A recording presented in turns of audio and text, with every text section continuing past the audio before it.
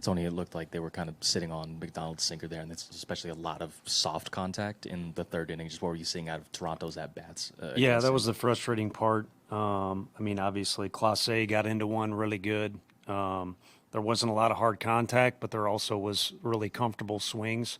So, like you said, they were kind of sitting on that deal there. And sinker was middle a lot. If you were gonna, criticize anything there, kind of piled up on him a little too quick. Hauser didn't allow a single hit over the 5 2/3 innings. Just what can you say about not just how he pitched, but how he kind of saved the bullpen there? Kind of what he's done the last three times he's gone out there. I mean, saving the bullpen is obviously a huge key, but I think a confidence builder for him. He's been throwing with some attitude. The changeup's been really good. Had guys beating the ball into the ground. He was outstanding.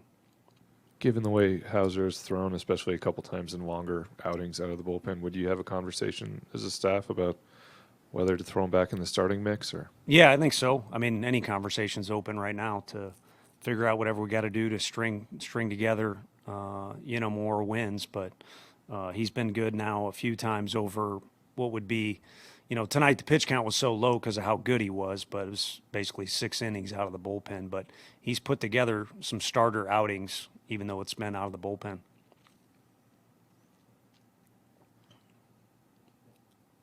Hey, Tony, what is it about the lack of momentum on this team? It seems like you have some big wins, but you don't follow them with a series of wins or a series of good play thereafter. What is it?